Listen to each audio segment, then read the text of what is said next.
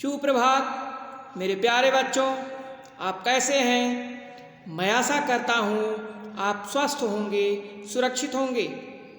आपने मेरे पिछले वीडियो में गद्य भाग के पाठ संख्या 2 तिब्बत की यात्रा लहासा की ओर इस पाठ का अध्ययन अध्यापन कार्य किया था। आज मैं आपके समक्ष अपनी एक नए वीडियो के साथ, एक नए प्रकरण के साथ पुनः उपस्थित हुआ हूँ।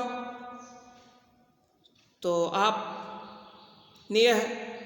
इस पाठ आज हम एक ऐसे लेखक के बारे में पढ़ने जा रहे हैं जो प्रकृति का प्रेमी था, जो प्राकृतिक वस्तुओं से प्रेम करता था, जो पशु पक्षियों से प्रेम करता था।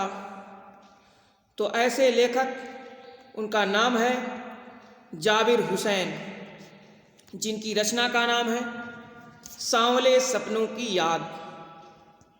सांवले सपनों की याद। तो आज इस पाठ की भाव व्याख्या हम करेंगे।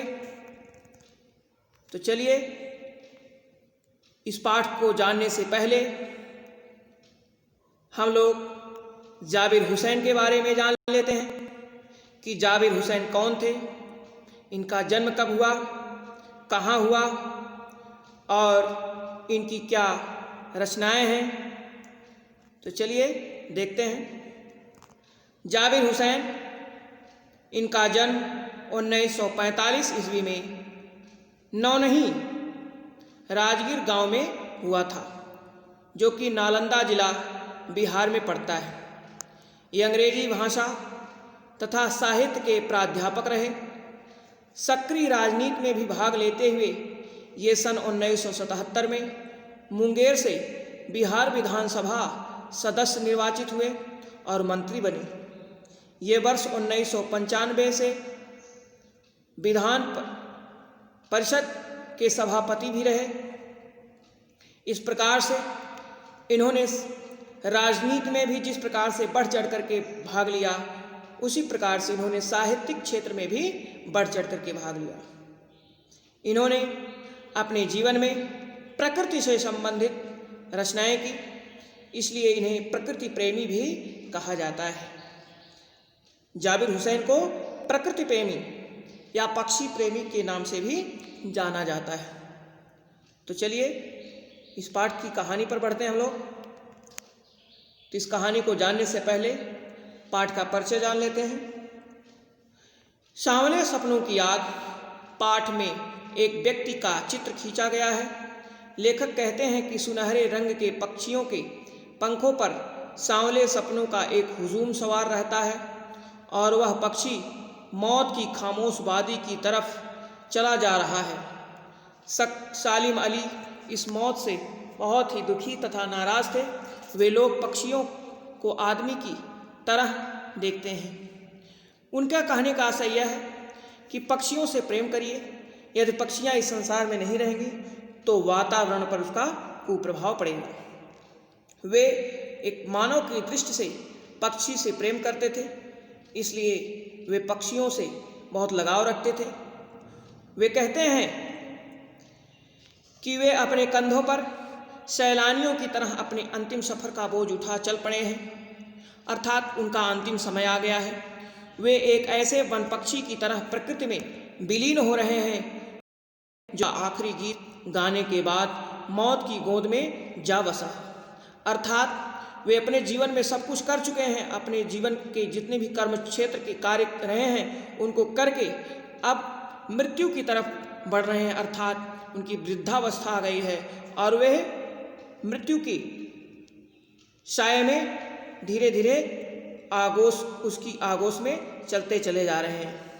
लेखक कहता है कि लोग पक्षियों को आदमी की नज़र से देखना चाहते हैं, पर यह उनकी भूल है। सालिम अली अपने जीवन में ही मिथक बनकर रह गए।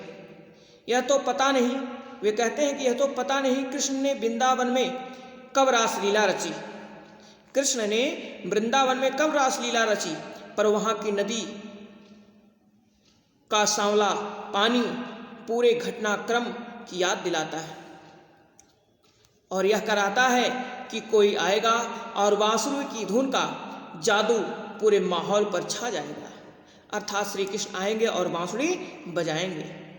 वृंदावन कभी भी कृष्ण की बांसुरी के जादू से खाली नहीं हुआ, अर्थात वह आज भी है और आगे भी रहेगा। लेखक कहता है, जो कि कमज़ोर काया वाले हैं सालिम अली, 100 वर्षों में कुछ ही दिन बाकी थे कि उन्हें लंबी यात्रा की थकान और कैंसर ने अपने आगोश में ले लिया। अपनी अंतिम सांस तक वे पक्षियों की तलाश और उनकी सुरक्षा में लगे रहे। पक्षियों की आवाज़ में मधुर संगीत सुन रोमांच का अनुभव करते थे। वे पक्षियों की आवाज़ में अगर उनकी आवाज़ को सुनते थे तो उसमें संगीत का अनुभव करते थे, एक मीठे गीत का अनुभव करते थे और रोमांचित हो जाते थे। दूर तक फैली धरती और झुके आकाश में उनकी नज़रों को एक जादू दिखाई देता था। उन्होंने अपनी यह दुनिया अपने परिश्रम से बनाई थी, जिसमें उनकी पत्नी तहमीना का महत्वपूर्ण योगदान था। अर्थात उनकी पत्नी ने उनके जीवन में बहुत ही उनका साथ दिया। इसी से वे एक प्रकृति प्रेमी, एक पक्षी प्रेमी बन पाए। यद्यपि 100 वर्षों में कुछ ही दिन बाकी थे कि उन्हें कैंसर नाम की एक बीमारी ने अपने आगोश में ले लिया और उसी से वे अपनी सांसों को गिनते गिनते एक दिन बंद कर दिए। तो बच्चों, आज बस इतना ही। हम कार्य प्रपत्र के प्रश्नों पर बढ़ते हैं। प्रश्न 1, लेखक की मृत्यु कैसे हुई? वह किस बीमारी के आगोश में चला गया? लेखक की मृत्यु कैसे हुई? वह किस बीमारी के आगोश में चला गया? आपका दूसरा प्रश्न है, लेखक पक्षियों को किस रूप में देखना चाहता था? लेखक पक्षियों को किस रूप में देखना चाहता था? आपका तीसरा प्रश्न है, लेखक पक्षियों की आवाज़ में किस चीज़ का अनुभव करते थे? लेखक पक्षियों की आवाज़ में किस चीज़ का अनुभव करते थे?